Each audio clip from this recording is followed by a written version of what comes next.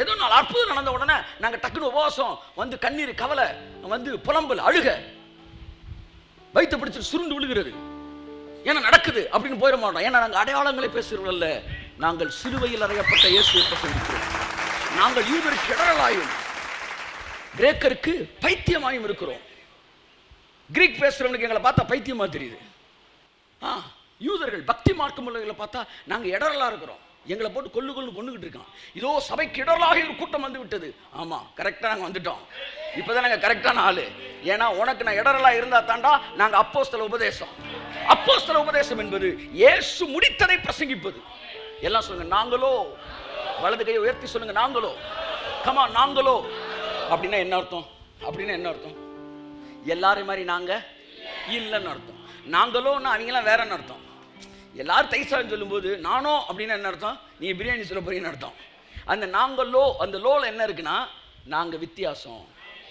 உங்களுக்கு நான் சொல்றேன், 1000 பசங்க 1000 பக்கம் போகலாம். ஆனா அப்போஸ்தல உபதேசம் என்பது சிலுவையில் அறையப்பட்ட இயேசுவை பிரசங்கிப்பது. இதைத்தான் அப்போஸ்தலர்கள் எல்லாரும் பிரசங்கித்தார்கள். அந்த சிலுவையில் அறையப்பட்டபடி நான் நியாய பிரமாணத்தை விடுதலை பெற்று சுயாதீன பிரமாணத்துக்கு வந்தோம் என்று யாக்கோபு பேசினான். அந்த நம் பாவங்களை நிவர்த்தி செய்கிற கிருபாதார பலி என்று யோவான் பேசினார். இயேசு கிறிஸ்து சிலுவையில் அறையப்பட்டதுடைய ஆசீர்வாதத்தை கிறிஸ்துவின் பாடுகளும் அதற்கு பின்வரும் மகிமை என்று பேதுரு பேசினார். 1 பேதுரு 1:11 பேதுரு சிலுவையில் அறையப்பட்ட இயேசுவை பேசுகிறார். ஜீவாதிபதியை கொலை செய்தீர்கள் என்று சிலுவையில் அறையப்பட்ட இயேசு முதல் பிரசங்கத்திலே பேதுரு பிரசங்கித்தார். 1 பேதுருல கூட சொல்றாரு, கிறிஸ்துவுக்கு உண்டாகும் பாடுகள், நமக்கு உண்டாகும் பாடுகள் அல்ல, கிறிஸ்துவுக்கு உண்டாகும் பாடுகளும் அதற்கு பின் நமக்கு வருகிற மகிமையும் குறித்து பேதுரு பேசினார். நம்முடைய பாவங்களை நிவர்த்தி செய்கிற கிருபாதார பலி என்று யோவான் 1 யோவான் 2:2 பேசினார். பவுல் சொன்னார், நாங்களோ சிலுவையில் அறையப்பட்ட இயேசுவை. அப்போஸ்தலர்கள், அதாவது அப்போஸ்தலர்களிலே தூண்கள் என்று அழைக்கப்படுகிற யாக்கோபு, யோவான், பேதுரு, இன்னுமாய் அப்போஸ்தலனாகிய பவுல், இவங்க தான் வந்து அன்னைக்கு வந்து பில்லர்ஸ். இவங்க எல்லாருமே ஒருமனப்பட்டு சிலுவையில் அறையப்பட்ட இயேசுவும் அதனாலே ஜனங்களுக்கு வருகிற ஆசீர்வாதமும் அதைத்தான் பேசினாய். அதுக்கு பேர் தான் அப்போஸ்தல உபதேசம். நீங்க அதை விட்டுட்டு வேற ஏதாச்சும் உபதேசத்தில் இருந்தீங்கன்னா அது பரிசேய உபதேசம். உபதேசத்தில் மட்டும் 6-7 உபதேசம் இருக்கிறது. ஆமா என் அன்புக்குரியவர்களே, நீங்கள் எந்த உபதேசத்தில் இருக்கிறீர்கள்? பிசாசின் உபதேசம் இருக்கு, பரிசேயர் உபதேசம் இருக்கு, அப்போஸ்தல உபதேசம் இருக்கு. ரட்சிக்கப்பட்ட நீங்கள் அப்போஸ்தலருடைய உபதேசத்தில் இருக்க வேண்டும். அதாவது சிலுவையில் அறையப்பட்ட இயேசுவை பிரசங்கிக்கிற உபதேசம். 1 கொரிந்தியர் 1:18 வாசிங்க. சிலுவையை பற்றிய உபதேசம் கெட்டு போகிறவர்களுக்கு பைத்தியமாய் இருக்கிறது, ரட்சிக்கப்படுகிற நமக்கோ அது தேவ பலனாய் இருக்கிறது. ஆமென். சிலுவையை பற்றிய அப்போஸ்தல உபதேசம்னா என்ன? சிலுவை குறித்த உபதேசமே அப்போஸ்தல உபதேசமா இருக்கிறது. 1 கொரிந்தியர் 2:2 வாசிங்க. இயேசு கிறிஸ்துவை சிலுவையில் அறையப்பட்ட அவரே அன்றி, சிலுவையில் அறையப்பட்ட அவரே அன்றி வேறு ஒன்றையும் உங்களுக்குள்ளே அறியாதிருக்க தீர்மானித்திருந்தேன். உங்களுக்குள்ளே அறியாதிருக்க தீர்மானித்திருந்தேன். பவுல் சொல்றான், ரட்சிக்கப்பட்ட புதிதிலே உங்கள்கிட்ட இருந்து நான் உன்னை கத்துக்க தான் வந்தேன். என்னன்னா சிலுவையில் அறையப்பட்ட இயேசுவை, அதாவது இயேசு கிறிஸ்துவை அப்படின்னு சொல்லிட்டு ஒரு கமாவை போட்டுட்டு எந்த இயேசு கிறிஸ்துவை? சிலுவையில் அறையப்பட்ட இயேசு கிறிஸ்துவை அன்றி வேறு ஒன்றையும் உங்கள்கிட்ட வந்து நான் கத்துக்கிறதுக்கு அறியாதிருக்க நான் பிளான் பண்ணிட்டேன், டெசிஷன் எடுத்துட்டேன். என்கிட்ட வந்து பழைய ஏற்பாடு பேசாத, அதெல்லாம் முடிச்சுட்டு நான் வந்திருக்கிறேன். எனக்கு நீ ஏதாச்சும் ஒன்று சொல்லணும்னு நினைச்சினா சிலுவையில் அறையப்பட்ட இயேசுவை சொல்லு. கையை தட்டுங்க, கையை தட்டுங்க. செய்தியின் சாராம்சம், செய்தியின் நடுமையம், புதிய ஏற்பாட்டின் செய்தி சிலுவையில் அறையப்பட்ட இயேசு, அதிலே தரித்திருந்தார்கள். எந்த நிமிடத்தில் கூட நீங்கள் சிலுவையில் அறையப்பட்ட இயேசுவோடு இணைக்கப்பட்ட இணைப்பில் இருந்து பிரிந்து செயல்களில் உபதேசத்துக்குள்ள நீங்க வந்துடவே கூடாது. அப்படி வந்தீங்கன்னா ஒரு கால் உடையுதுன்னு அர்த்தம். 3 கால் ஸ்ட்ராங்கா இருக்கு, ஒரு கால் மட்டும் லைட்டா அப்படி ஆடுதுன்னு அர்த்தம். அப்போஸ்தல உபதேசம் நம்பர் 1. 2வது தரித்திருந்தார்களாம். அது 33:11 மட்டும் வாசிங்களேன். 1 கொரிந்தியர் 3:11 அப்போஸ்தல உபதேசத்தை வாசித்து முடிச்சிடறேன். நீ 2 பாயிண்ட் தான் பேசுறேன், 4 பாயிண்ட் பேசல. அப்போஸ்தல உபதேசம் அந்யோன்யம் மட்டும் தான் பேசுறேன். ஓகே. போடப்பட்டிருக்கிற அஸ்திபாரமாகிய இயேசு கிறிஸ்துவை அல்லாமல் வேறே அஸ்திபாரத்தை போட ஒருவனாலும் கூடாது. கை தட்டுங்களேன். ராசாத்தி கைத்தட்டு ராஜா, எல்லாம் கைத்தட்டு, நல்லா தட்டு. நம்ம வாழ்க்கைக்கு ஒரே ஒரு அஸ்திவாரம், அந்த அஸ்திவாரம் போடுற அஸ்திவாரம் இல்லையா, ஏற்கனவே போடப்பட்டு இருக்கிற அஸ்திவாரம். போடப்பட்டு இருக்கிற அஸ்திவாரம் ஆகிய இயேசு கிறிஸ்துவே அன்றி வேறொரு அஸ்திவாரத்தை போட ஒருவனாலும் கூடாது. அன்னைக்கு தான் தெரிஞ்சு நம்முடைய செயல்கள் அஸ்திபாரம் அல்ல, சிலுவையில இயேசு முடித்ததுதான் நம்முடைய வாழ்க்கையின் அஸ்திபாரம். நறுமை மகனே மகளே, உன்னுடைய வாழ்க்கைக்கு அஸ்திவாரம் என்று இருக்கும் என்றால் இன்று காலை நீ எவ்வளவு நேரம் முழங்கால் நின்றது கிடையாது.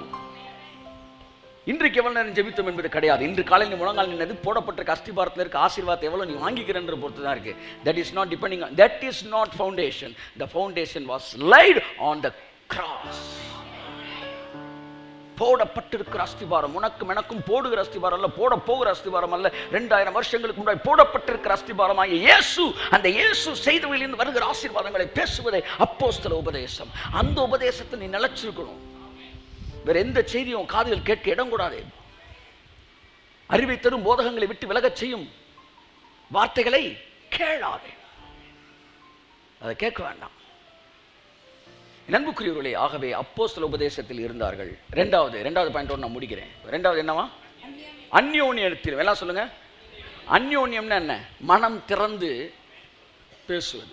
அந்யோன்யம் ரொம்ப சென்சிட்டிவான ஒரு வேர்டு. இதை எல்லாத்தையும் நீங்க வச்சிட முடியாது. அந்யோன்யம்ன்றது ரொம்ப ஒரு டிவைன் வேர்டு. எல்லாரும் சேர்ந்திருக்கிறது ஃபெலோஷிப்பு. ஆனால் அந்யோன்யம் என்பது எல்லாத்தையும் அந்யோன்யமா என்ன செய்ய, எல்லாத்தையும் நம்ம அன்பா பேசலாம், ஆனால் சிலர்கிட்ட தான் அந்யோன்யமா பேசுவோம். அப்படி ஒரு டிவைன் கனெக்ஷன் தேவன் உங்களுக்கு தருவார்னா that is a blessing from God.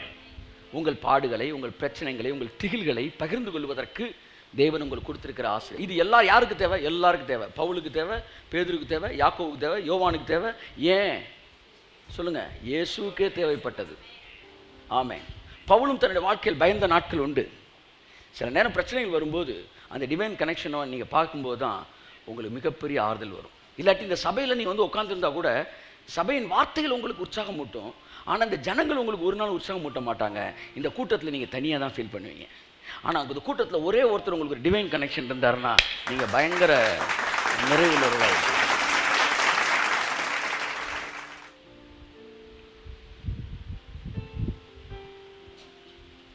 அப்படின்னு சொல்லுங்க. இந்த டிவைன் கனெக்ஷன் 2 விதத்தில் உங்களுக்கு பயன்படுகிறது. ஒன்று, உங்கள் துயரத்தில் அது மாபெரும் ஆறுதல். இரண்டாவது, உங்கள் விசுவாச அளவை உயர்ந்த இடத்திலே வைத்திருக்கக்கூடியது. இந்த டிவைன் கனெக்ஷன் பெற்றிருக்கிறவங்க ஆரோனின் தைலத்தை அபிஷேகம் பண்ணப்பட்டவர்கள். ஆமென் சொல்லுங்க. ஆமென். துயரத்தில் மாபெரும் ஆறுதல். People whoever don't have divine connection, they will feel lonely. அவர்கள் தனிமையாய் உணர்வார்கள். ஆனால் இயேசு தன் பாடுகள் வந்தபோது பேதுரு, யாக்கோபு, யோவானை அழைத்து கொண்டு போய் அவர்களிடத்தில் மனம் திறந்து பேச துவங்கினார்.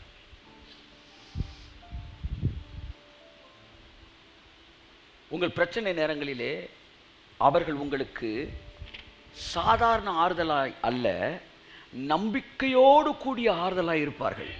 ரொம்ப முக்கியமான, இந்த உலகத்தான் நமக்கு சாதாரண ஆறுதல் சொல்லுவான், ஆனால் இவர்கள் உங்களுக்கு நம்பிக்கையை கொடுப்பார்கள். அவங்க பிரசன்ஸே உங்களுக்கு ஒரு ஹோப்பை தரும். கர்த்தர் எனக்கு நல்லது செய்வாரா என்கிற ஒரு ஹோப்பை தரும். உங்களுக்குள்ள இருக்கிற விசுவாசத்தை அது உயர்த்தக்கூடியதாக இருக்கும். வாசிப்போம் 2 கொரிந்தியர் 7ஆம் அதிகாரம் 5, 6, 7 என்று நினைக்கிறேன். எப்படி என்றால், நாங்கள் மக்கதோனியா நாட்டிலே வந்தபோது, நாங்கள் மக்கதோனியா, அதாவது தெரியாத ஏரியா, கத்தோனி மக்கத்தோனி அந்த மாதிரி ஒண்ணுமே தெரியல, எல்லாம் நியூ ஐலாண்டு மாதிரி இருக்கு.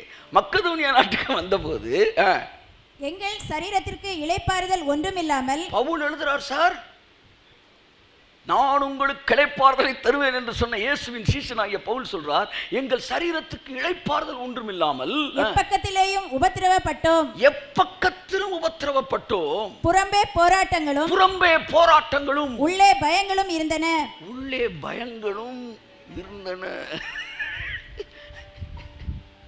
துர்ச்செய்தியை கேட்கிறதுனால் நீதிமான் பயப்படான், அவன் இருதயம் கர்த்தரை நம்பி ஸ்திரமாயிருக்கும். எல்லாம் பிரசங்கம்னா பவுல் எழுதுறாரு சார், மாவீரன் டார்சான் மாதிரி மாவீரன் பவுல் சொல்றாரு, புறம்பே போராட்டமும் உள்ளே பயமும் இருந்தது. அவன் தான் தலைவன். கையை தட்டுங்க, மனம் திறந்து பேசுறான் பாருங்க, அவன் தான் தலைவன்.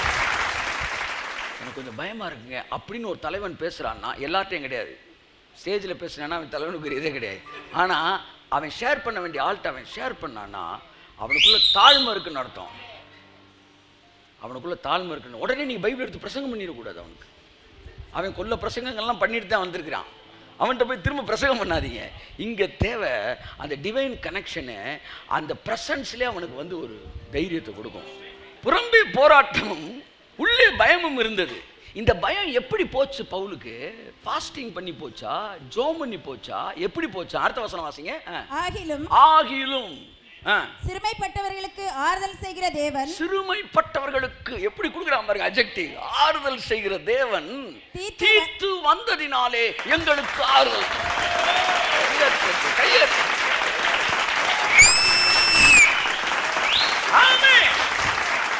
தீத்து லீடரா பவுல் லீடரா? ஆனா தீத்து வந்தனால பவுல் ஆறுதல் அடைஞ்சானா? அதான் கையை தட்டு. That is what Christian life. That is what Christian life. நாங்களாம் லீடரு, நாங்களாம் ஜபத்தில் வானத்தையே. சிறுமைப்பட்டவனுக்கு ஆறுதல் செய்கிற தேவன் தீத்து வந்ததினாலே எங்களுக்கு ஆறுதல் செய். That is what divine connection. புறம்பே போராட்டம் இருக்கிறதா, உள்ளே பயம் இருக்கிறதா? இந்த நேரங்களில் அந்த அந்யோன்யம் இருக்கு பாருங்க. சரியான நபர்கள் நீங்க உங்கள் அருகில் வந்து நிற்கும் போது அந்த பயங்கள் விலகுகிறது. தேவனுடைய பிரசன்னம் உங்களை நிரப்புகிறது. அடுத்த வசனம் வாசிமா. அவன் வந்ததினாலே மாத்திரமல்ல, அவன் வந்ததினாலே மாத்திரமல்ல, உங்கள் வாஞ்சையையும் உங்கள் துக்கிப்பையும் என்னை பற்றி உங்களுக்கு உண்டான பக்தி வைராக்கியத்தையும் அவன் கண்டு உங்களால் அடைந்த ஆறுதலை தெரியப்படுத்தினாலும், உங்களால் அடைந்த ஆறுதலை அவன் எனக்கு தெரியப்படுத்தினாலும் நானும் ஆறுதல் அடைந்து, நான் பயந்த நானு ஆறுதல் அடைந்து அதிகமாய் சந்தோஷப்பட்டேன். கையை தட்டுங்க சார். தீத்து வந்ததினாலே நான் ஆறுதல் அடைந்தேன். ஆமென் சொல்லுங்க. 2 கொரிந்தியர் 2ஆம் அதிகாரம் 11ஆம் வசனம், 12ஆம் வசனம், 13ஆம் வசனம். The need of a divine connection.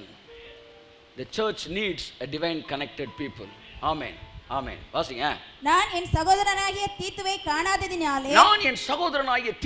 காணாததினாலே என் ஆவிக்கு அமைதல் இல்லாதிருந்தது.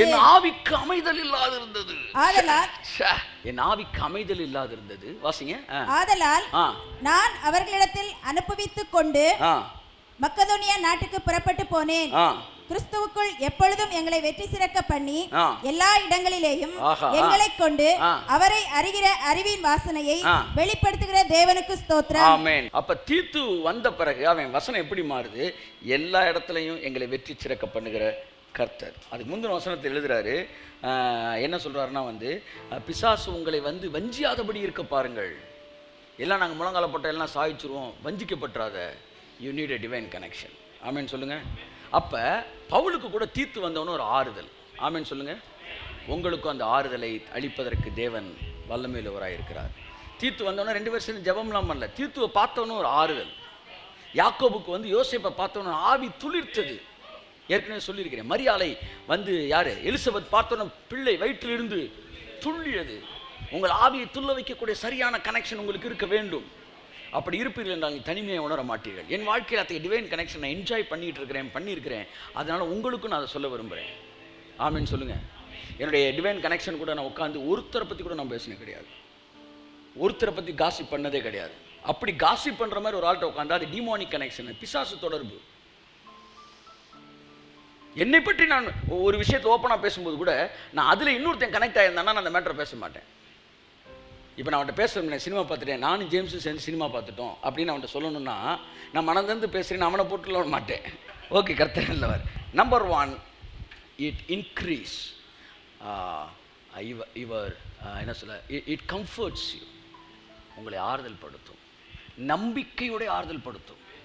100 பேர் கொலைப்படாதீங்கன்னு சொல்லலாம், ஆனால் உங்கள் அளவு வெளிச்சம் உடைய, உங்களை போன்ற அன்புடைய அல்ல கான்ஃபிடென்ஷியல் பர்சன்ஸ், அவங்கள பார்க்கும்போது அவனை நம்பி என்ன வேணாலும் சொல்லலாம் அப்படின்னு உங்களுக்கு தோணும். அது ஒரு பெரிய ஆறுதல். ரெண்டாவது, இது விசுவாச அளவை உயர்த்தும். இந்த பாயிண்டோட நான் முடிக்கிறேன். ரோமர் 1:11-12. உங்களிலும் என்னிலும் உள்ள விசுவாசத்தினால் உங்களோட கூட நானும் ஆறுதல் அடையும் படிக்கும் உங்களை காண வாஞ்சையாய் இருக்கிறபடினாலே. பாருங்க, உங்களிலும், உங்கள்கிட்ட விசுவாசம் இருக்கு. அடுத்து என்கிட்ட விசுவாசம் இருக்கு. உங்களிலும் என்னிலும் உள்ள விசுவாசத்தினால் உங்களோடு கூட நானும் ஆறுதல் அடையும்படிக்கு உங்களை காண நான் வாஞ்சையாயிருக்கிறேன். ரோமர் எழுத நிருபத்தில் ஜனங்களை பார்க்கறதுக்கு பவுலுக்கு வாஞ்சியா இருந்துச்சான். ஏன்னா அவங்கள ஆறுதல் படுத்தணும்னு மட்டும் இல்லை, அவங்கள பார்க்குறப்ப நானும் ஆறுதல் அடைவேன். அதனால தான் முந்தின வசனத்தை சொல்கிறேன், உங்களை நினைக்கிற போதெல்லாம் நான் தேவனை ஸ்தோத்தரிக்கிறேன்.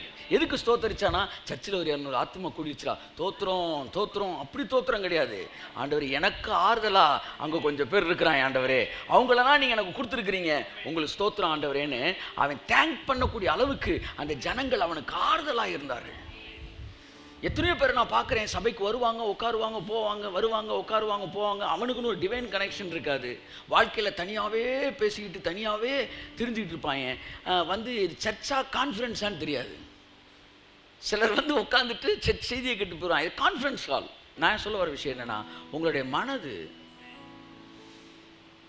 எஸ் சொல்கிற அந்த நபரோடு இணைக்கப்பட்ட ஒரு லைஃபு. இது வந்து ஒருவருடைய விசுவாசத்தினால், மைண்ட் இட், லிசன் இட், விசுவாசத்தினாலே. சும்மா ஃபெய்த் லெவலில் வேறு வேறு லெவல். அதான் சொல்கிறேன், ஒருத்தர் எந்திரிக்கணும் ஜோம் பண்ணிட்டு இருக்கும்போது இன்னொருத்தர் வந்து ஆண்டவரே உங்கள் சித்தத்தின்படி என்ன, இது வந்து கிடையாது, இது ஒரு மனம் கிடையாது. ஆனால் ஏன் விசுவாச அளவிற்கு ஏற்றார் போல. நான் ஒரு இடத்துக்கு ஜோம் பண்ண போனேன், சூப்பர் நேச்சரில் விசுவாசிக்கிறேன். ஒரு டெட் பாடிக்கு ஜோம் பண்ண போகிறோம். அவங்க நீங்கள் ஜோம் பண்ணால் எழுப்பிடுவீங்கன்னு நம்புகிறாங்க. நீங்கள் எழுப்புறீங்க எழுப்பலை ரெண்டாவது விஷயம். ஆனால் எழுப்ப தான் போகிறீங்க, அது வேறு விஷயம். ஆனால் நீங்கள் கூட்டிகிட்டு போகிற ஆள் ரொம்ப முக்கியமான ஆள்.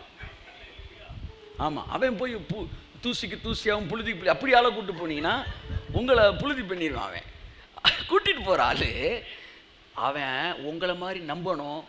இந்த டெட் பாடி இயேசு நாமத்தில் எந்திரிக்கும், நாங்கள் அந்த வசனத்தை விசுவாசிக்கிறோம். ஆமாம், மரித்தாலும் பிழைப்பான்ற வசனத்தை விசுவாசிக்கிறோம். இப்படிப்பட்ட விசுவாசம் உடையவர்கள் உங்கள் லெவல் அதோட குறைச்சிருந்தா அந்த லெவலில் இருக்கிற உங்கள் லெவல் ஃபெய்த்துக்கு இருக்கிற அல்லது உங்களோட அதிகமான ஃபெய்த் இருக்கிறவர்களோட தொடர்பு வைத்துக் கொள்ளுங்கள். ரெண்டாவது, அவங்க நல்ல ஃபெய்த் லெவல் மட்டும் இருந்தால் போதாது, கான்ஃபிடென்ஷியல் பர்சனாக இருக்கணும். கழுத்தறுத்தா கூட நீங்கள் பேசின விஷயங்கள் என்ன செய்யக்கூடாது, தன் உதடுகளை விரிவாய் திறக்கிறவனோடு கலவாதே, அவனை நம்புகிறதை பார்க்கலும் மூடனை நம்பலாம். தன் வாயை விரிவாய் திறக்கிறவனோடு எதையுமே ஷேர் பண்ணாத. கழுதை நம்மளை காலி பண்ணிடுவான். அவனை நம்புவதை விட முட்டா பேர் ரோட்டில் ஒருத்தன் திருநாம்பர் சட்டையை கிழிச்சு போட்டு அவனை நம்பலாம். பைபிள் சொல்லுது. என் அன்புக்குரியவர்களே, அப்போ யாரோடு நீங்கள் கலவ வேண்டும், யாரோடு நீங்கள் உறவு வைத்துக் கொள்ள வேண்டும்? Confidential is very important thing. அப்படிப்பட்ட ஒரு நண்பர்கள் கட்டாயம் உங்களுக்கு இருப்பார்கள். உங்களுக்கு என்று தேவன் அவர்களை வைத்திருக்கிறார். கையை தட்டுங்க. அப்ப இந்த மாதிரி ஆட்களோட சேர சேர அவங்க ஃபெய்த்தை பார்த்து உங்க ஃபெய்த்து கூடுமா, உங்க ஃபெய்த்தை பார்த்து அவங்க ஃபெய்த்து கூடுமா, உங்க ஃபெய்த் அப்படியே சஸ்டெயின் பண்ணிட்டே இருப்பாங்க. பாருங்க, ஒன்று நடக்கலைன்னா கூட ஏன் நடக்கலை அப்படி பேசுறவங்க கூட இருக்கணும். அதை விட்டுட்டு சரி நம்ம எதிர்பார்த்தது தானே மனசில் அடிச்சுட்டு ஆமாம் என்னமோ வாங்க ஒரு டீயை குடிச்சு வீட்டுக்கு போவோம் அப்படின்றவனோட நம்ம பழக்கம் வச்சுக்கக்கூடாது. வாய்ஸ் ஆஃப் ஹீலிங் அப்படின்னு ஒரு பெரிய டீம் 1950 இருந்துச்சு. இந்த வேர்ல்டு ரெக்கார்டில் பயங்கரமாக ஹீலிங் அனாயிண்டிங் பூமிக்குள்ளே பூந்து அடித்து தரைமட்டமாக்கி ஒரு பட்டணத்தையே வியாதியே இல்லாத பட்டணமாய் மாற்றக்கூடிய அளவிற்கு மிகப்பெரிய பட்டணங்களாக சுகமானது கதைகள் 1950 நடந்தது. Voice of healing 150 healing ministers இருந்தாங்க அந்த வாய்ஸ் ஆஃப் ஹீலிங் அந்த ஃபெலோஷிப்பில். அது இருந்தவங்க சாதாரண கிடையாது. T.L. ஆஸ்பான், ஓரல் ராபர்ட், ஸ்மித் வில்ஸ்வர்த் கிடையாது, ஈவான் ராபர்ட்ஸ், வந்து வில்லியம் மரியம் பிரென்ஹாம், அம்புட்டு பேரும் அரக்கைங்க வந்தாங்கன்னா அப்படியே இடத்தையே தலையில தூக்கி விட்டு போயிடுவாங்க. Such a mighty man. 1950 இவங்க எல்லாம் வாய்ஸ் ஆஃப் ஹீலிங்னு ஒரு பேனர் கீழே இருந்தாங்க. வேற நாடுகள், வேற ஒரு ஊர்களை சார்ந்தவர்கள். ஆனாலும் எல்லாருக்குமே ஒரு கான்டாக்ட் இருக்கும். உள்ளே வந்தால் அற்புதமெல்லாம் அந்த வாய்ஸ் ஆஃப் ஹீலிங் மேகசினில் இவங்க எல்லாருமே எழுதுவாங்க. எழுதுனா கண்ணே இல்லாதவங்க கண்ணெல்லாம் உருவாகும், கை இல்லாத கை வளரும். ஜாக்கோ, ஏ ஆலன் இவங்க எல்லாம் பார்த்தீங்கன்னா 200 கிலோ வெயிட்டோட வந்து நிற்பாங்க ஸ்டேஜில். இந்த நேம் ஆஃப் ஜீசஸ் ஹீல்னோன்னா அப்படியே சர்ன்னு குறைஞ்சி 50 கிலோ ஆயிடுவாங்க. அவ்வளோதான். சரி, இது கிடையாது, என்ன கிடையாது, ஜிம்மு கிடையாது, ஸ்லிம் சென்டர் கிடையாது. அப்படியே ஓ ப்ரைஸ் தேங்க்யூ ப்ரைஸ் காட் அப்படின்ட்டு இடுப்பில் பேண்ட்டை மட்டும் டைட்டாக பிடிச்சிக்கணும். அப்படியே முடிஞ்ச தேங்க்யூன்ட்டு அப்படியே போயிடுவாங்க. கண் ஒரு பையனுக்கு கண் இல்லை சார். அந்த மேகசினில் நான் வாங்கி பைண்ட் பண்ணி வச்சிருக்கிறேன். 1950 போட்ட அந்த மேகசினை ஃபுல்லாக ஒரு காலத்தில் நான் சர்ச் பண்ணி எடுத்து அதில் கண்ணே இல்லை ஒருத்தனுக்கு. அவனுக்கு பிளாஸ்டிக் ஒரு சும்மா ஆர்டிஃபிஷியல் ஐதான் வச்சுருந்துருக்காங்க ஒரு அழகுக்காக. அதை எடுத்துகிட்டு ஒரிஜினல் கண் அப்படியே உருவாயிருக்கும். வில்லியம் பிரன்ஹாம் வந்து நின்றான்னா அது மேலே அப்படியே வந்து என்ன நிற்கும், ஒரு மேகம் நிற்கும். இன்றைக்கி வர அந்த அவுட்ஸ்டாண்டிங் மிராக்கிள்ஸை பார்க்க முடியல. நேற்று அதை பற்றி யோசித்து கொண்டு இருந்தபோது அதற்கு பின்னால் ஒரு ரகசியம் இருக்குது தெரியுமான்னு கேட்டார் கர்த்தர். என்ன ஆண்டவர், என்ன 150 பேர் ஒரே இடத்துல இருந்தான் பாரு, அதுதான் ரகசியம். என்னன்னா இப்போ நான் ஒரு ஹீலிங் மினிஸ்டர்னா நான் தனியாக போய் ஒத்த குரங்கா வேலை பார்த்துக்கிட்டு இருந்தேன்னா நான் எந்த அற்புதத்தை தெரியுமா பார்க்குறேன், நான் செஞ்ச அற்புதத்தை மட்டும் தான் பார்க்குறேன். ஆனால் நான் 2 பேர் சேர்ந்து இருக்கும்போது என் கண்ணு நான் செஞ்ச அற்புதத்தையும் பார்க்குது, அவன் செஞ்ச அற்புதத்தையும் பார்க்குது. அதனால என் விசுவாசம் வேகமாக வளருது. நாங்கள் 10 பேராக இருக்கும்போது, ஒரே மாதிரி ஹீலிங் மினிஸ்டர்ஸ் 10 பேர் இருக்கும்போது நான் செஞ்ச அற்புதத்தை என் கண்ணு பார்க்குது, 10 பேர் செஞ்ச அற்புதத்தையும் பார்க்குது. ஆகவே தேவன் உயிரோடு கூட இருக்கிறாருங்கிற விசுவாசம் எனக்கு அதிகமாக வளர்கிறது. 150 பேர், அத்தனை பேரும் ஜாயன்ட்ஸ். சும்மா ஏப்ப சாப்பா கிடையாது, இடுப்பு வலி வயிறு வலி கிடையாது. அதான் சொன்னேன், உதிர்ந்த 2 பேர் ஓரல் ராபர்ட் டிஎல்ஆஸ் பாடினா பார்த்துக்காங்க. 50 பேர் அரக்கைங்க சார். இவங்க எல்லாம் சேர்ந்து ஒரே மேகசின் அப்படி புரட்டி படிக்கும்போது ஒவ்வொருத்தர் மூலமாக நடந்த அற்புதத்தை பார்க்கும்போது செத்து போன கூட விசுவாசம் வந்துருன்றேன். அது 150 பேர் ஒருமனப்பட்டார்கள் பாருங்க. அங்கேதான் ஒருவரால் உங்கள் விசுவாசத்தினாலே நானும் என்னுடைய விசுவாசத்தில் நீங்களும் மாறுதல் அடைந்திருக்கின்ற வார்த்தை. நான் ஒரு கால் ஃபார் பண்ணுறேன். எல்லாமே ஹீலிங் மினிஸ்ட்ரி இருக்குன்னு நீங்கள் விசுவாசிக்கிறவங்க எல்லாம் இயேசு நாமத்தில் கனெக்ட் ஆகுங்க. ஸ்டார்ட் பண்ணுவோம் இயேசு நாமத்தில். அடுத்த வாய்ஸ் ஆஃப் ஹீலிங் தொடங்கட்டுன்றேன். கைத்தட்டு இயேசு நாமம். ஆதி அப்போஸ்தலர் காலத்திலே அந்த அந்யோன்யம் இருந்தது. இன்றைக்கு மாபெரும் சாபக்கேடு, கிறிஸ்தவம் சிதறுண்டு கிடக்கிறது. ஏக யோசனை, ஏக சிந்தனை இல்லை. அத்தனை பேர் ஒன்றை நம்பினாதானே ஒன்றை விசுவாசிக்க முடியும், ஒன்றை விசுவாசத்தானே ஒருமனப்பட முடியும்.